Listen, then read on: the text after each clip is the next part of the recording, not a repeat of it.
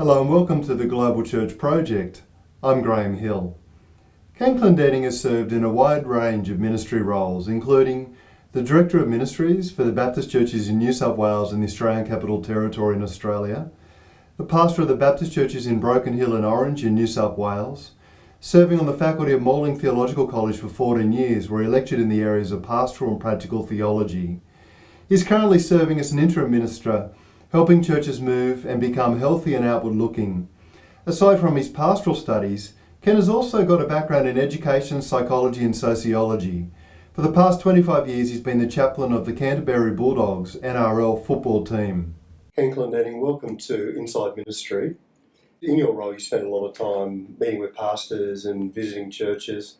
What do you think are some of the greatest challenges facing churches today? Look, I think there are a few things there, Graham.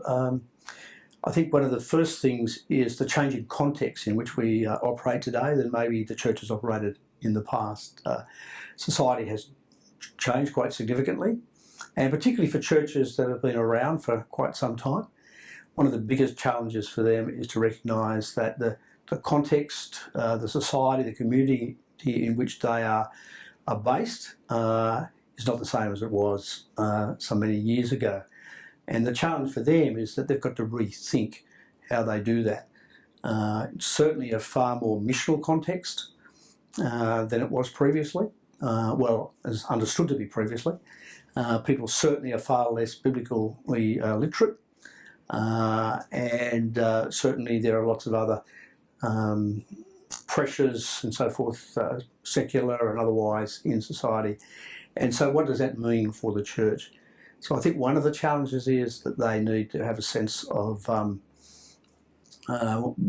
what does church look like, and how do we actually interact with society in today's context as opposed to the way we might have done it 50 years ago. You've spent much of your career either training people for Christian ministry or supporting and equipping people for Christian ministry. What do you think are the key skills and qualities that pastors and denominational leaders need today?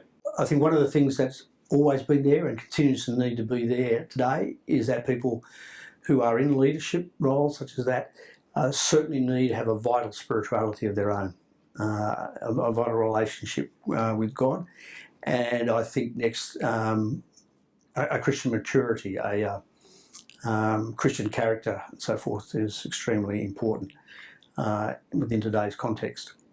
Then building on that, there's a whole lot of gifts and strengths that I think that they need to bring into such a role. Things such as perseverance, recognising that there are going to be some difficult seasons and that it is quite seasonal, and therefore having the ability to work through and to sustain themselves through those periods of times is extremely important. Having the support networks around them so that they don't become loners. I think people are very vulnerable if they try to do this on their own. And they also need to be, I think, strategic thinkers. They need to realise that this is a missional context in which they are giving leadership to the church, and therefore they need to be able to think about what does it mean to move forward differently, maybe having different models and different approaches of doing things. While there are probably not too many that have that as a major strength, working in a context with groups, with other pastors where they're exchanging ideas, interacting with each other, I think assists them to develop in a better way to enable to respond more appropriately in the context in which they're working, as well as having a very good theological understanding and underpinning. They need to also know how to exegete community and society. You're a leading Australian denominational leader. Sometimes we hear people say things like we're in a post-denominational age. Do you have any thoughts about whether that is true, whether it isn't true, what it might mean in our churches? Look, I think there's a measure of truth to it, but a measure of untruth, So it's a mixed thing. I think we're not certainly as denominationally loyal, like we're not institutionally loyal as we were in the past. I don't think that's necessarily a bad thing. I know with Baptists that anything up to 50% of our congregations came from a church that was not a Baptist church. That I think has enriched our communities and our churches. The downside of that is that it often doesn't give people a strong sense of identity in the movement that they've now become part of. And therefore that brings some challenges about who are we and how do we work alongside of each other. We as Baptists are a voluntary association of churches, so we operate not so much with a headquarters or and so forth, but rather our main offices here are a centre for ministry in which we are to support and come alongside and partner our local churches. So I think that in the future we need to have a greater sense of our heritage a bit more. But in saying that, it's the core values that actually brought us about in the first place. And I think as people understand some of that history, some of that story, the heritage, they do identify a little bit more. So I think there is the need for strong networks, accountability, connectedness, corporate identity. But I think it needs to be in a new shape, a new way than it was before, and a lot more broad-based than it used to be in the past. How do you think denominations can best serve and equip pastors and churches today? Well, I think one of the key things, Graham, is that that it is a partnership, together, and that we who work in the kind of roles that I'm in need to understand the local context in which pastors and that work in.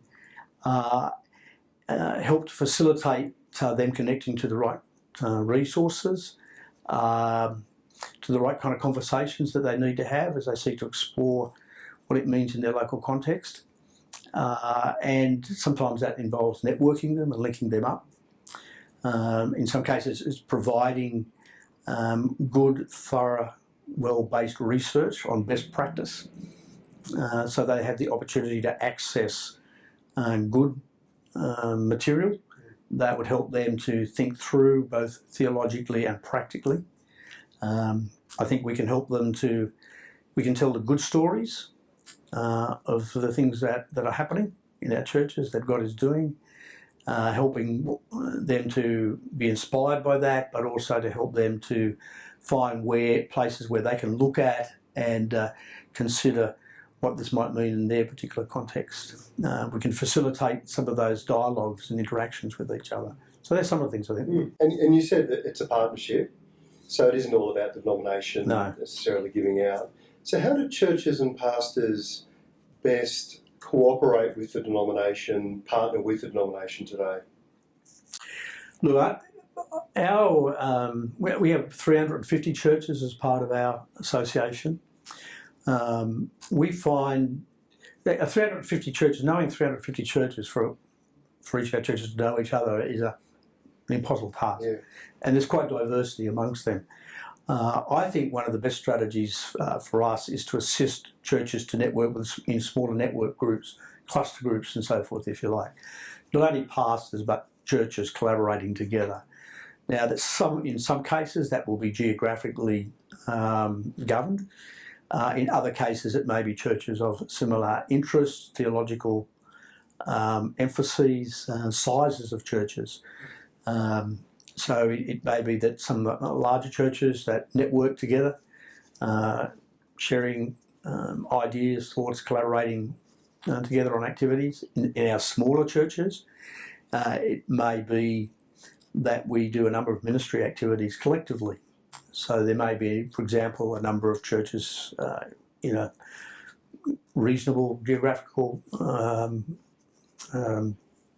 locality to each other, a vicinity, that maybe they would, their approach to youth ministry, their approach to working some kind of ministries into the community could be a collaborative one. We're seeing that beginning to emerge in a number of places. Ideally, grassroots, where we then come alongside and champion and support. In other cases, in other places, we may need to take the initiative. Yeah. When you came into the role, you set up a series of, I think, quite exciting portfolios. Some of them were already in existence and some of them were re-established. Do you mind outlining for us what are those different roles in youth ministry, church planting and so on? Well, there are a number of areas that we think need to be focused on to contribute to the life and development of churches. Look, pastoral development is one of those. We think that good, healthy pastors and church leaders is vital for the health and future of the church. So that's one area which we focus on. And how can we actually come alongside, support pastors, both in their own personal lives, their marriages, as well as in their own ministry development themselves. Church development, which is focusing more on church revitalisation. We recognise that a lot of churches are doing fine, but just need to look at ways of where they could continue to be revitalised in parts. There are other churches that are maybe in decline or have plateaued off.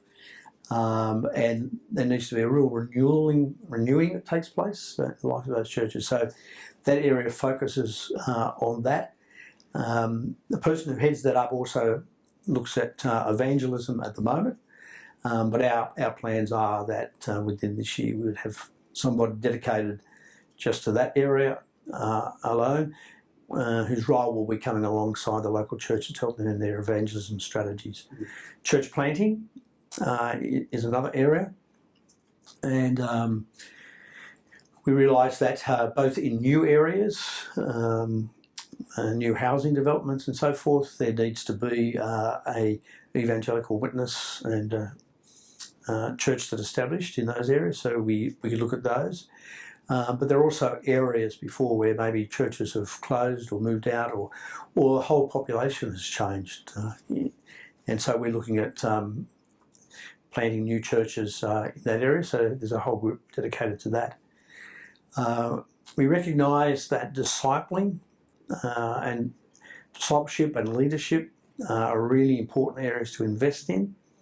We recognise that starts when people are quite younger, so we again have areas with children's and family area, and particularly looking at ways that we help churches develop discipleship program, discipling from quite young. And then we have, again, someone heading up youth and young adults, that as they move into that age group, realising that a dropout rate often happens as they transition between, around the 14 kind of age, when they're moving from children through into adolescence. And if we are investing well in the discipling of children, then youth and young adult might pick that up, continue that into the future, and then as people move from youth into young adult. So that's a crucial area for us to invest in as well. I know you're quite committed to developing healthy and missional churches. Do you have any thoughts about how we might develop churches of that nature, multiply such healthy missional churches? We've really, firstly into newer churches and church plants and so forth, it's really important that we sow into their DNA. That right at the beginning, it's not just about planting a church, but those churches become church planting churches. So that right at the beginning, there's a sense of their future, their understanding of what it means to be the church is to continue to grow. So they're not just to grow fruit, they're actually to grow more fruit trees. And so that there are other new churches and so forth that are planted. In regard to churches that have been established for quite some period of time, not only do we need to come alongside of them, but we need to be telling them some of the really good positive stories of what God is doing in other places. We need to identify those that are really doing this well. And link them to some of those other churches, that they might become both inspirational and also models in which for them to do that. We need to be doing a bit more, I think, in terms of investing in not only the pastoral leaders, but the leaders that are emerging in those churches, identifying those leaders and making an investment in their development and sowing into that sense of both a vital spirituality, a sense of call to mission in their local areas, and a heart to invest in that as a community. What do you most enjoy about your role? Look, the part that I'm a people person. I enjoy getting alongside of churches and individuals, exploring what God might be doing, helping them to see where God may be possibly taking them, or helping them to identify where God is active and helping them to get involved in that. For me, the most excitement is to seeing individuals, seeing churches and seeing communities transform. Don't like the office side of things. I don't like sitting there doing some of the planning which is necessary for that. I mean, I do like doing strategy, but I am a practical person who likes to actually hands-on getting out and getting involved with. So coming alongside churches, seeing what God is doing there is really exciting.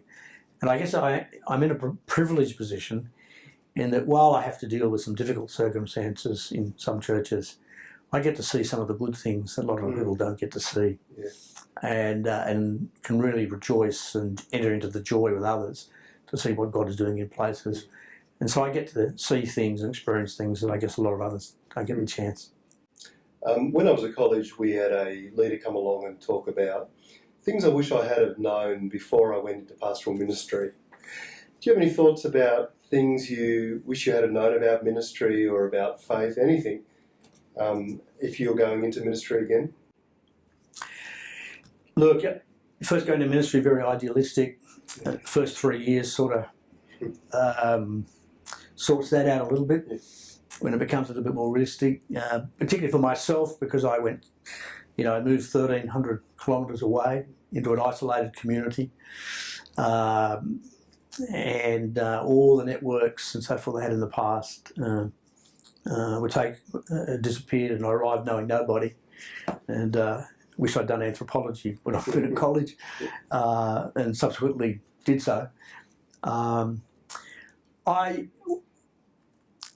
When I look back, I think the things I wish I knew were some of those things that you got caught up with, spending a lot of your time investing in, which in the bigger picture of the kingdom of God were not all that important. And there are some things that drain a lot of energy out of you, and sometimes it was people, sometimes it was other tasks that you had to do, that took you away from the main thing and the main role, the main sense of what you're called to. And sometimes in church life, just getting caught up with things that, look, at the time seemed important for other people, and you give a lot of time to it, and you realise that that was never ever going to be an important matter in regard to the kingdom of God. So for me, if I went back and had to start again and know what I know now, my priorities would have been different from the beginning, I think. Is there anything else you wanted to share with us today? Maybe just this more general comment that just as it's important for us, I think, as individual Christians, not to be isolated ourselves as individuals. I think that's true for us as churches as well. That as churches, we've got a lot to learn from one another, and we've got a lot to learn from our stories, our heritages, and that from the past. Sometimes get the impression that churches think that, well, we're discovering this for the first time, and sometimes we make the same mistakes, and sometimes we need to. But there's a lot to learn from those that have gone before us, and the recognition that certainly the things that I'm able to do today is built on what those who went before me were able to do. I won't necessarily do it the same way, and I'll add to, but I wouldn't be able to do what I do if it wasn't for those that have built a foundation and a pathway, before me. And that's true when I was in pastoral ministry. It's true in the kind of roles I've had since, and no doubt that will be true as I move to whatever God has for me in the future. Ken, thank you for joining us at Insight Ministry. Thanks. The Global Church Project is located at www.theglobalchurchproject.com. On our website you'll find a wide range of interviews and resources for colleges, universities and churches. I look forward to your company next time. From me, goodbye.